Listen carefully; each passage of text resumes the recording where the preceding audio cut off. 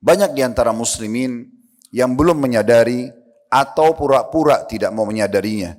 Kalau semua aktivitas kita dalam keseharian, apa yang kita lakukan, bangun di pagi hari, kemudian kita mungkin bersih-bersih, lalu kemudian sholat subuh, sarapan, mulai siap-siap ke kantor, lalu mulailah berjalan program-program kita di kantor, atau mungkin kalau perempuan di rumahnya, atau mungkin orang beraktivitas di instansi bisnisnya, kalaupun dia punya misalnya sebuah perusahaan untuk bisnis, dan seterusnya, sampai akhirnya sore hari kita pun selesai dari pekerjaan, kembali, lalu kita kembali seperti program biasa di rumah, mungkin bersih-bersih mandi, kemudian kita makan malam, sholat maghrib isya, dan seterusnya, akhirnya kita tidur. Dan seterusnya seperti itu. Mungkin di weekend, di Sabtu dan Ahad kita punya aktivitas untuk rekreasi keluarga misalnya, atau mengisi dengan hal-hal yang lain yang positif. Semua ini, saudaraku seiman, ada saatnya nanti semua berakhir. Tidak akan mungkin berjalan seterusnya. Sehebat apapun kita mengejar prestasi dunia ini, sehebat apapun kita menjaga kesehatan kita dengan olahraga, sehebat apapun kita memilih atau mengejar jenjang pendidikan di tempat atau universitas formal misalnya, S1, S2, S3, menggelar atau mengejar jabatan kita, di kantor, di instansi pemerintahan atau di swasta, semua itu hanya akan berakhir nanti di saat ajal kita datang. Oleh karena itu teman-teman sekalian, hati-hati, jangan selalu terlalaikan. Rumah sakit memiliki ruangan ICU, IGD atau UGD, itu hanya beberapa saja. Paling banyak 2 ruangan. Mungkin kalau kita maksimalkan ranjangnya ada 20 atau 30 ranjang misalnya. Kalau kita gabungkan antara semua pasien yang ada di rumah sakit dengan staf-staf rumah sakit itu, maka kita akan temukan tetap saja orang yang lula lalang di depan rumah sakit lebih banyak jumlahnya. Artinya orang yang mati dalam kondisi tidak sakit lebih banyak daripada orang yang mati sakit. Banyak orang berpikir nanti kalau sudah lemah tubuhnya, sudah bungkuk ya, punggungnya, kemudian juga sudah rabun matanya, masuk ruangan ICU baru dia meninggal dunia. Tidak saudaraku. Mati akan datang setiap saat. Di saat ajal kita sudah datang. Kematian sesuatu yang misterius. Dia akan datang tanpa mengenal siapa kita. Berapa umur kita. Apa jabatan kita. Dan pada saat itu semua apa yang kita lakukan selama di dunia. Dari keputusan, kebijakan atau apapun akan dipertanggungjawabkan di hadapan Allah subhanahu wa ta'ala. Maka hati-hatilah, jangan terlalaikan dengan dunia ini sehingga Anda isi dengan pelanggaran-pelanggaran agama dengan masa bodoh, seakan-akan tidak akan diminta pertanggungjawabannya. Semua perbuatan-perbuatan baik dan buruk di dunia akan Allah subhanahu wa ta'ala beberkan. Kalau perbuatan baik dengan tujuan agar menjadi contoh bagi orang lain, kejujuran, tanggung jawab, amanah, prestasi-prestasi yang baik, Allah beberkan agar menjadi contoh bagi manusia. Dan kalau perbuatan buruk, korupsi, manipulasi data, atau apapun maksiat kepada Allah, juga akan dipermalukan di dunia. Sebagaimana sering kita lihat dibeberkan di media, Allah punya cara membongkar semua agar si pelaku berhenti sebelum datang siksaan yang lebih berat nanti di akhirat. Dengarkanlah bagaimana Allah kekalkan dalam Al-Quran firman-Nya, di dalam surah Al-Baqarah, surah nomor 2 ayat 281. Agar setiap orang di antara kita menyadari kita semua akan meninggal dunia dan akan kembali kepada Allah serta diminta pertanggungjawabannya. Bunyi ayatnya, A'udzubillahi minasyaitonirrajim. Wattaqu yawman turja'una fihi ila Allah, thumma tuwaffa kullu nafsin ma kasabat wa hum la yudhlamun. Artinya, dan peliharalah diri kalian masing-masing dari azab yang terjadi pada hari kamu semua akan dikembalikan kepada Allah. Kemudian masing-masing diri diberi balasan yang sempurna terhadap apa yang telah dikerjakannya. Sedang mereka tidak akan dianiaya sedikit pun. Kalau perbuatannya baik, maka dia akan dapat balasan dari perbuatan baiknya. Kalau dia berbuat buruk, maka juga dia akan dapat balasan dari perbuatan buruknya. Sekecil apapun perbuatan baik itu, Anda tidak akan dianiaya, akan mendapatkan balasannya. Di dunia, kejujuran, tanggung jawab, amanah, bakti sama orang tua, menjenguk orang sakit, membantu orang susah, apa saja sebagai seorang muslim yang sudah kita tahu perbuatan-perbuatan baik dalam agama, di dunia Allah akan muliakan Anda kalau Anda lakukan itu. Hari ini Anda jenguk orang sakit, di saat Anda sakit satu waktu Anda akan juga dijenguk. Hari ini Anda bantu orang yang susah, satu waktu juga akan Anda dibantu. Akhirnya Anda jujur, maka besok dan seterusnya Anda terus dipercaya, dan seterusnya. Dan kalau hari ini Anda berbuat perbuatan-perbuatan buruk, manipulasi data, korupsi, atau melakukan apa saja, dukungan terhadap kezaliman dan yang lainnya, maka juga Allah subhanahu wa ta'ala akan beberkan itu di dunia. Berapa banyak orang yang bodoh seakan-akan Allah tidak melihatnya, Allah tidak akan membongkarnya. Padahal sebenarnya di saat Allah bongkar dalam hitungan detik dengan cara Allah, seseorang itu hanya bisa mengatakan, kok bisa ya? Maka jawabannya pasti bisa. Karena bagi Allah tidak ada sesuatu yang mustahil. Allah menyebutkan dalam Al-Quran yang sudah kita tahu bersama-sama surah Al-Zalzalah. Dalam surah nomor 99 ayat 7 ayat 8. فَمَنْ يَعْمَلْ مِثْقَالَ ذَرَّةٍ خَيْرًا يَرَهُ وَمَنْ يَعْمَلْ مِثْقَالَ ذَرَّةٍ شَرًّا يَرَهُ. Siapa yang berbuat seperti biji sawi dari kebaikan, pasti akan diperlihatkan dan juga akan dia terima balasannya. Dan siapa yang berbuat seperti biji sawi dari keburukan, pasti akan dibeberkan dan juga akan diberikan hukumannya. Saudaraku seiman, Allah subhanahu wa ta'ala memerintahkan kita sebagai seorang muslim agar selalu sibuk dari kebaikan kepada kebaikan yang baik, yang dipandang baik oleh agama Islam. Sekali kita jujur diperintahkan dalam Islam, maka kita disuruh jujur sepanjang hidup kita. Begitu juga pada saat kita amanah, tanggung jawab, dan apa saja perbuatan-perbuatan baik tersebut. Dan setiap kali kita terjerumus dalam perbuatan dosa, Allah subhanahu wa ta'ala menyuruh kita segera berhenti dan jangan mengulanginya. Dan Allah memberikan sebuah tiket yang luar biasa. Saya melihat ini adalah tiket VIP agar kita selamat dari segala macam hukuman yang bisa datang dari perbuatan kita, yaitu taubatan nasuha, kembali kepada Allah dengan tulus, menyesali perbuatan tersebut dan tidak mengulanginya.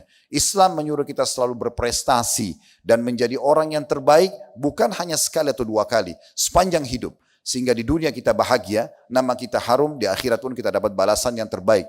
Dan Islam tidak pernah mendukung siapapun melakukan perbuatan-perbuatan jahat. Bahkan sinyal-sinyal Allah selalu datang untuk memberhentikan si pelaku ini dari perbuatannya. Bukankah setiap kali kita ingin berzina, ingin berbohong, ingin menipu, ingin mencuri, ingin membunuh atau apa saja, pasti akan ada rasa ketakutan dalam hati dan kekhawatiran. Itu sinyal pertama dari Allah agar kita berhenti. Tapi kalau seseorang tetap melakukannya, Allah akan buat nanti ada yang melihatnya dan ketahuan. Apakah dia berhenti? Kalau dia berhenti, selamatlah dia tobat kepada Allah. Tapi kalau tetap saja dia melakukan dan melanggar, maka Allah akan datangkan hukuman yang lebih berat, karena memang kalau tidak dihukum tidak akan berhenti.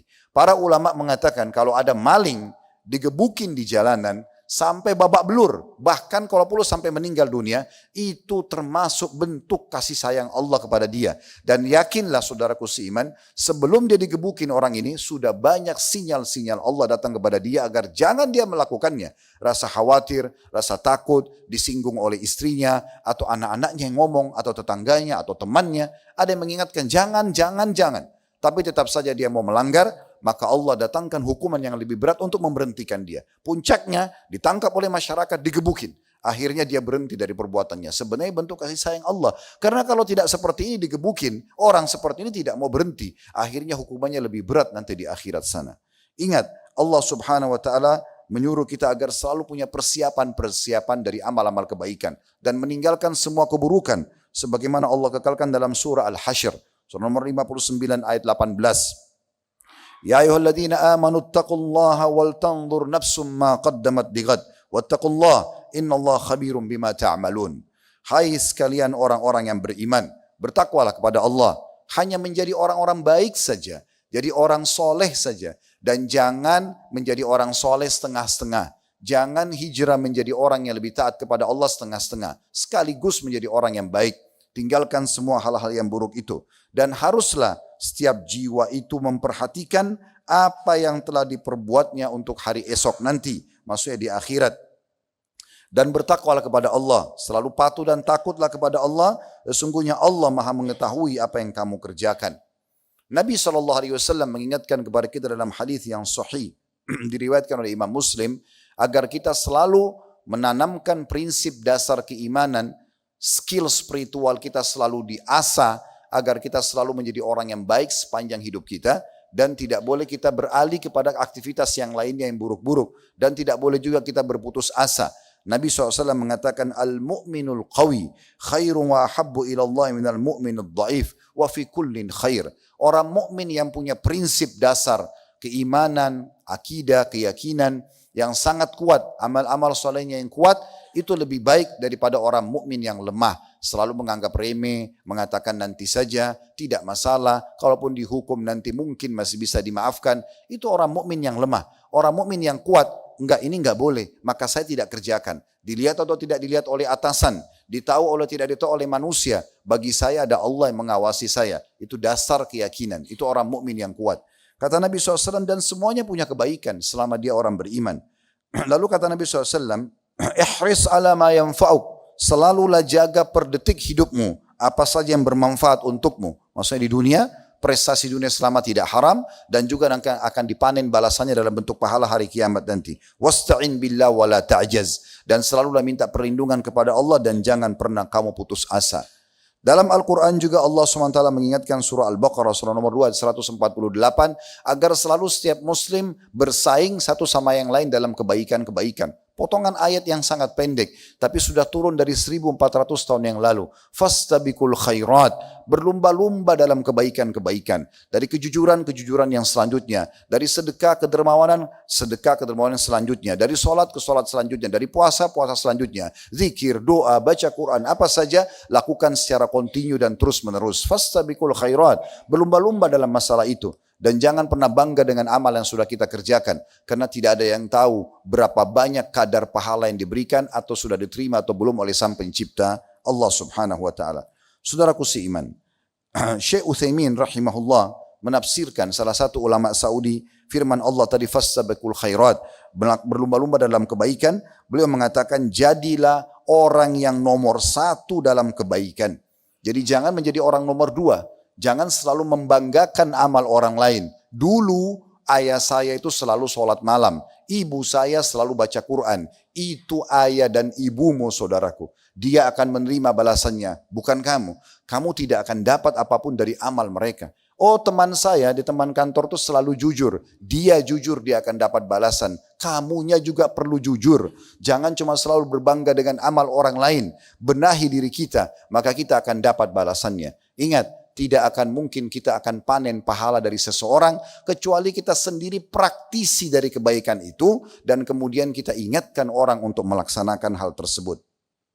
Nabi SAW mengingatkan kepada kita agar berhati-hati. Selama ada kesempatan, masih ada kesehatan, ada kesempatan seperti ini hadiri Jumat misalnya, dengarin khutbah, atau ada pengajian mungkin di kantor misalnya, atau ada apa saja aktivitas yang baik, jangan ditunda-tunda. Karena kita tidak tahu, mungkin itu kesempatan terakhir kita saudaraku. Di saat ada orang miskin lagi minta, jangan pernah negosiasi sama syaitan yang mengatakan kepada kita, mungkin dia itu orang bohong, mungkin itu anak pinjaman, mungkin dia pura-pura dan segala macam hal. Itu syaitan yang membuat kita untuk tidak segera mengerjakan amal soleh tersebut. Bukan tugas kita di saat orang miskin sedang minta, kita negosiasi sama syaitan untuk membatalkan perintah agama yang disuruh eksekusi. Orang miskin lagi minta atau ada orang yang lagi minta, tugas kita memberi, bukan menilai, bukan negosiasi sama syaitan. Innamal a'malu binniyat, semua sesuai dengan niatnya. Kalau kita memberi orang miskin misalnya dengan niat sedekah, kita dapat pahalanya. Kalau ternyata orang miskin itu pendusta, penipu, dia tipu, dia tidak sebenarnya bukan miskin, maka dia juga akan dibalas sesuai dengan niatnya. Kalau di masjid ini ada orang datang membawa sebuah proposal pembangunan masjid, misalnya di Jawa Tengah, dia bawa proposal masjid, ini kita mau bangun masjid bapak-bapak sekalian dengan 100 juta rupiah. Lalu kemudian kita menyumbang 100 juta itu. Sebulan kemudian kita tahu ternyata orang itu menipu, dia tidak bangun masjid. Apakah kita rugi? Demi Allah kita tidak rugi. Kita akan dapat sesuai dengan niat kita. Dapat pahala sudah bangun masjid. Dan yang menipu itu demi Allah akan dihukum oleh Allah cepat atau lambat. Tidak ada sesuatu yang terlambat yang Allah eksekusi di muka bumi ini. Dan Allah itu sari'ul hisab. Sangat cepat sekali hisabnya. Hati-hati. Kata Nabi SAW, Badiru bil amali fitanan kakita'il layli mudlim. Segera beramal soleh kalau sudah di depan mata kalian. Eksekusi, tidak usah negosiasi sama syaitan. ya, segera beramal saleh karena banyak sekali fitnah-fitnah. Sesuatu nanti yang menghambat kalian untuk beramal saleh sampai seperti gelapnya malam. Yusbihur rajulu mu'minan wa yumsi kafira. Sampai akan terjadi nanti kata Nabi SAW, seseorang mukmin dia di pagi harinya, tapi sore harinya jadi kafir. Wa yumsi mu'minan wa yusbihu kafira. Ada juga orang sore hari beriman, tapi ternyata pagi harinya besoknya sudah menjadi orang kafir. Yabi'u dinahu bi aradin minad dunya. Karena dia menjual, mentransaksikan agamanya untuk maslahat dunianya. Saudaraku seiman, Allah subhanahu wa ta'ala memerintahkan kepada siapapun dari hamba-hambanya yang sudah berbuat amal soleh untuk mempertahankan. Dan siapapun yang sedang membuat pelanggaran-pelanggaran agama, dosa apapun. Setiap orang di antara kita pasti tahu dosa apa yang dia lakukan. Untuk segera memberhentikannya sebelum datang hukuman-hukuman yang berat. Allah berfirman kepada kita dalam surah Al-Imran surah nomor 3 133. Wasari'u ila magfiratin min rabbikum wa jannatin arduhas samawati wal ardu iddat lil muttaqin. Bersegeralah kalian, berlumba-lumbalah kalian kepada pengampunan Tuhan kalian. Kalau sedang buat dosa, berhenti. Karena semua pelanggaran akan ada konsekuensi hukum. Di dunia saja kita pasti ada konsekuensi hukum. Melanggar satu peraturan pemerintah, berarti kita atau satu peraturan perusahaan, siap ada konsekuensi hukumnya. Begitu juga di akhirat. Maka jangan selalu masa bodoh dengan hukuman-hukuman yang datang. Orang yang cerdas, orang yang tidak mau merusak nama baiknya, tidak mau merusak masa depannya, tidak mau merusak misalnya jabatan yang sudah dia miliki, karena dia melanggar pelanggaran-pelanggaran yang akhirnya jelas akan mendatangkan hukuman buat dia. Allah mengatakan tadi, berlumba-lumbalah kalian kepada pengampunan Tuhan kalian dan kejarlah surga dengan setelah berbuat buruk, taubat, lalu kemudian sibuk dengan amal saleh yang luasnya seluas langit dan bumi dijanjikan untuk orang-orang yang beriman. Kesudahan dan akhir daripada kehidupan setiap orang yang patuh, saudaraku seiman, atau kita biasa bahasakan di ceramah itu adalah saleh, akan sama. Lihat Nabi Muhammad SAW pemimpin orang-orang saleh. Lalu para sahabatnya Abu Bakar, Umar, Uthman, Ali, Talha, Zubair, Ridwanullah alaihim, dan banyak sekali sahabat Nabi yang patuh-patuh. Di dunia Allah muliakan mereka. Allah jadikan Abu Bakar, Umar, Uthman, Ali, khalifah, raja kaum muslimin. Di dunia Allah sudah muliakan. Seorang wanita pernah melihat Umar bin Khattab jadi khalifah. Lalu dia mengatakan, wahai Ibnu Khattab, saya melihat kau di Mekah dulu, berlari-lari di jalan Mekah. Dan kamu adalah manusia tidak dikenal sama sekali. Namun setelah kau muliakan dirimu dengan keislaman dan amal saleh, Allah angkat derajatmu menjadi raja seperti ini. Maka jangan sampai membuatmu sombong dan lalai. Maka Umar bin Khattab menangis mendengarkan nasihat tersebut. Memang Allah muliakan begitu. Dan akhirnya di akhirat pun mereka akan dapatkan yang terbaik sebagaimana di dunia. Pasti akibatnya sama. Teman-teman coba berusaha menjadi orang soleh, akibat kita akan sama dengan orang soleh sebelum kita. Sederhana. Di kantor misalnya di perusahaan atau di kantor instansi seperti ini, kita mengikuti teman-teman kita yang terdahulu senior kita yang berprestasi. Dia jujur, dia amanah, dia tanggung jawab. Maka kita ikutin jejak dia, akan sama hasilnya. Kita pun akan dikenang baik-baik. Tapi kalau kita ikutin orang-orang yang pelanggar, memanipulasi data, korupsi dan segala macam, akibatnya dia dipenjara misalnya. Maka kita akan sama akibatnya. Jangan selalu masa bodoh dengan akibat-akibat seperti ini. Karena pasti akan sama, tidak akan berubah hasil tersebut. Oleh karena itu harus hati-hati saudaraku seiman.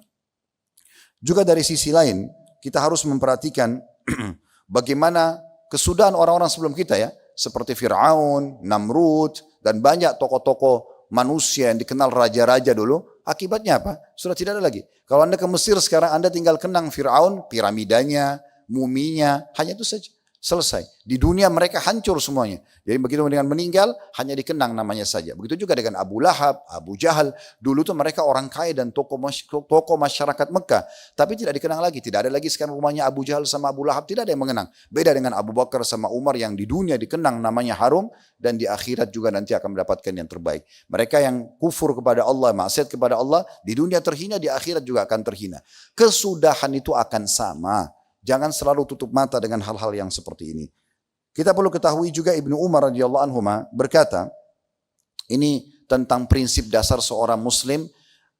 Beliau mengatakan telah datang seseorang dari Ansar kepada Nabi SAW lalu bertanya, ya Rasulullah, siapakah orang mukmin yang paling afdal? Ayyul mu'minuna afdal? Yang paling baik layak jadi teman, layak jadi atasan, layak jadi pemimpin, layak jadi bawahan, layak jadi pasangan hidup, layak jadi partner bisnis, layak jadi tetangga. Siapa yang paling afdal orang mukmin yang saya jadikan target sebagai teman terdekat saya? Kata Nabi SAW, ahsanhum khuluqa. Orang mukmin yang paling baik akhlaknya, santun, ramah, dan jujur, amanah, dan seterusnya. Ini yang paling pantas kamu jadikan sebagai target kamu. Kemudian orang itu bertanya lagi, fa'ayyul mu'minuna akyas. Siapa orang mukmin yang paling cerdas?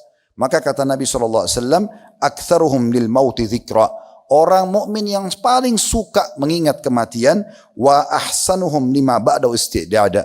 Dan yang paling banyak punya persiapan setelah kematian tersebut. Ulaika akyas. Itulah orang yang paling cerdas. Seorang raja bernama Abdul Malik bin Marwan. Rahimahullah, seorang raja yang alim dulu sebenarnya. Orangnya baik. Dan pada saat dia bertugas sebagai pemimpin, dia menjalankan tugasnya luar biasa. Kalau anda ketik di searching di Google kisah Abdul Malik bin Marwan, maka anda akan banyak dengar kisah-kisah yang baik tentang dia. Tapi di akhir hidupnya, dia sempat melihat ada satu tukang pel, kalau kita mungkin sekarang OB, di istana dia. Yang sedang memeras kain pel, kemudian mengepel. Lalu kemudian dia pun duduk dengan tenang menikmati secangkir kopinya dengan sepotong roti dari hasil keringat dia sendiri. Maka kata Abdul Malik rahimahullah, beliau mengatakan, coba seandainya setelah sekian lama saya menjadi raja ini, saya menjadi tukang bersih-bersih itu saja. Saya bisa hidup sederhana, makan dari hasil keringat saya dan tidak akan banyak pertanggungjawaban hari kiamat. Itu ucapan sang raja yang pada saat dia sudah mau meninggal. Karena khawatir terlalu banyak permintaan pertanggungjawaban karena tingginya jabatan yang ada. Tentu bukan orang tidak boleh punya jabatan. Tapi seseorang di akhir hidupnya bisa saja menyesal seperti itu. Maka salah satu ulama namanya Abu Hazim Salamah bin Dinar rahimahullah, beliau mengatakan setelah mendengar statement itu, segala puji bagi Allah, segala puji bagi Allah yang telah membuat mereka para raja-raja itu berharap di akhir hidupnya agar kehidupannya seperti kita lebih sederhana. Dan segala puji bagi Allah yang membuat kita masyarakat biasa tidak berharap di akhir hidup mati seperti mati mereka. Saudaraku seiman, perbanyaklah mengingat kematian. Karena mati ini akan datang tanpa mengenal kesehatan, sakit, tua, muda, kaya, miskin, pejabat atau masyarakat biasa. Dan ini adalah sesuatu yang akan mengakhiri semua episode kehidupan kita. Serta semua nanti akan diisi dengan penyesalan kalau kita abaikan amal-amal saleh, apalagi banyak dosa. Ingatlah sabda Nabi SAW dalam hadis riwayat An-Nasai dan Tirmidzi, akthiru dzikra hadhimil ladzat, perbanyaklah mengingat pemutus semua kenikmatan dunia, maksudnya kematian. Juga Nabi SAW mengatakan kepada kita dalam hadis yang lain, uzkurul mauta fi salatik, ingatlah mati pada saat kau sedang salat. Fa inna rajula idza dzakara al-mautu fi salatihi fa hariyun an yuhsina salatahu. Dan karena kalau seseorang lagi solat dan dia ingat kematian, maka pasti dia akan perindah solatnya itu. Wasalli salata rajulin la yadhunnu annahu yusalli salatan ghairahu atau ghairaha. Solatlah kalian seakan-akan tidak ada lagi solat yang bisa kalian kerjakan setelah solat ini. Wa iyyaka wa kullu amrin yu'tadharu minhu. Dan hati-hati dari perbuatan-perbuatan yang kamu buat, nanti akhirnya kamu coba minta uzur, menyampaikan alasan-alasan, sudah tidak bisa diterima lagi di depan Allah Subhanahu wa taala karena konsekuensinya tinggal hukuman saja. Saudaraku seiman, Nabi SAW juga mengatakan dalam hadis yang lain, aktsiru dzikra hadhimil ladzat, perbanyak untuk mengingat pemutus kenikmatan dunia, maksudnya kematian. Fa innahu ma dzakarahu ahadun fi diqin minal aishi illa wasi'ahu alaihi. Karena tidak ada orang yang mengingat kematian di saat dia lagi sempit, lagi ada permasalahan hidupnya, kecuali akan melapangkan permasalahan itu buat dia. Maksudnya jadi ringan, karena toh dia tahu dia akan mati nantinya. Wala fi sa'atin illa dayyaqahu alaihi. Dan tidak ada seorang pun yang mengingatnya kematian itu saat ya kehidupannya lagi lapang, melainkan pasti dia tidak akan tertipu dengan dunia, sehingga tidak juga lalai dari akhirat. Saudaraku seiman, ziarailah kubur, selalu lewat, lihat kuburan itu. Kalau di mata kita cuma bukan tanah dan batu nisan, yakinlah dan pastikan di dalamnya ada manusia seperti kita. Mungkin lebih tampan, mungkin lebih kaya, mungkin lebih pintar, tapi dia sudah mati dan sudah selesai semua karirnya. Tidak ada lagi yang dikenang. Orang ini kalau meninggal, saudaraku seiman, yang dikenang hanya hitungan detik dan menit atau hitungan hari saja. Misal pada saat kita meninggal dunia, kita bayangkan detik ini kita meninggal dunia. Orang hanya akan mengenang, oh si fulan pernah menjabat jabatan ini. Oh ini rumah dia, oh ini sepatu dia, oh ini istri dia, oh ini anak dia. Kira-kira berapa lama orang akan mengenang? Sehari, 2 hari, seminggu, sebulan, habis itu selesai. Tinggallah kita bersama dengan amal saja yang kita kerjakan. Ingat sabda Nabi SAW, kalau seseorang meninggal dunia akan ikut bersamanya ke kuburan 3. Akan ikut keluarganya, akan ikut hartanya, dan akan ikut amalnya. Serta akan pulang 2. Keluarganya akan pulang. Bapak-bapak sekalian, secinta apapun istri Anda kepada Anda, mustahil dia nginap bersama Anda di kuburan. Mustahil. Paling lama dia duduk nunggu dan menangis di kuburan itu setengah jam. 1 jam, habis itu pulang. Selesai masa iddah dia bisa menikah sama orang lain. Ini bukan doa, tapi ini fakta. Secinta anak kita pada kita. Apa dia akan nginap bersama kita di kuburan? Tidak, demi Allah. Teman Anda yang selama ini mengatakan, tidak apa-apa, buat dosa saja. Nanti saya juga tanggung. Dia juga hanya paling setengah jam nunggu. Setelah itu dia akan tinggalkan. Mobil Anda yang paling mewah Anda miliki, paling jauh parkir di pagar kuburan. Nggak akan masuk ke liang lahat. Habis itu jadi warisan, jadi milik orang lain. Nggak ada di dunia ini kepemilikan abadi, nggak ada. Sertifikat tanah atau rumah atas nama Anda, sementara pada saat kita mati berpindah nama. Semuanya akan berpindah, tidak ada milik abadi. Lain di akhirat. Akhirat itu Allah sudah kekalkan. Khalidina fiha, kekal selamanya. Tapi di dunia tidak ada kepemilikan abadi.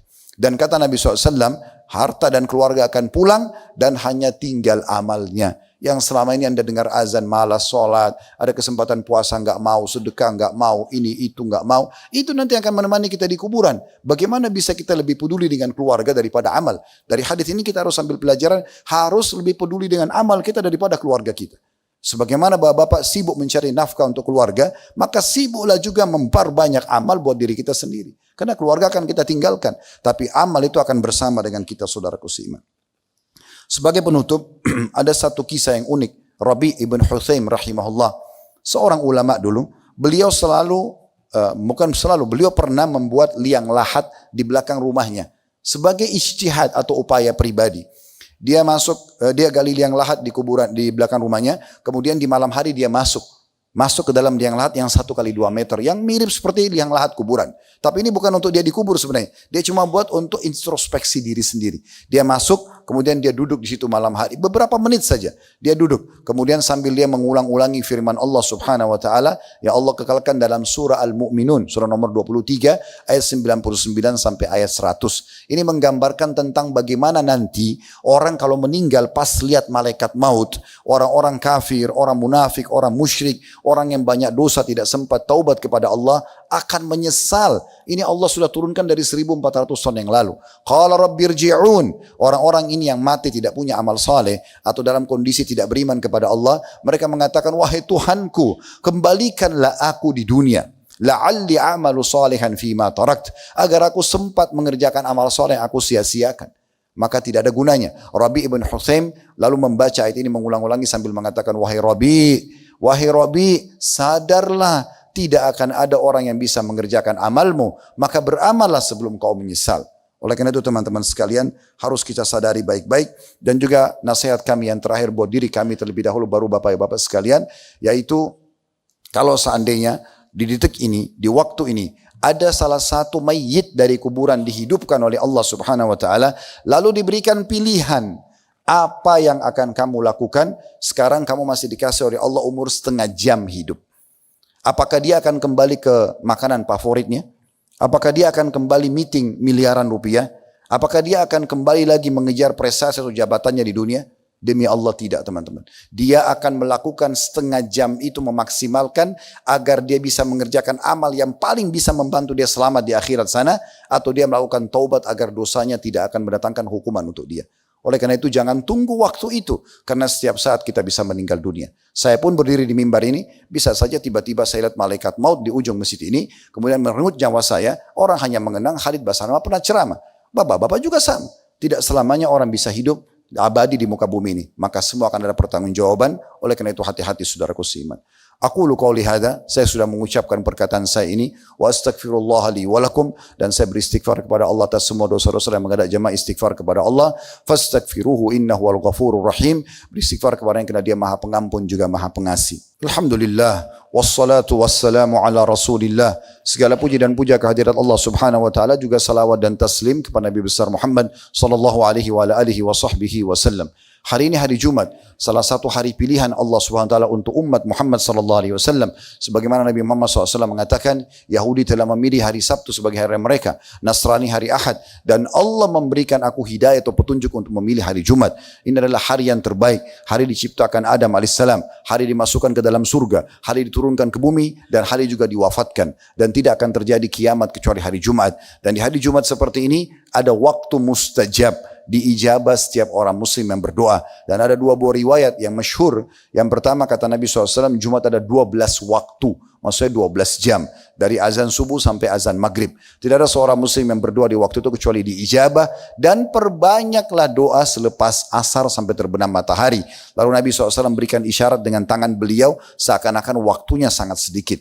Dalam riwayat lain, kata Nabi SAW, tidak ada seorang muslim berdoa kecuali diijabah di hari Jumat. Dan Nabi SAW mengatakan waktu itu adalah di saat khatib sedang duduk di khutbah kedua sampai diiqamahkan sholat.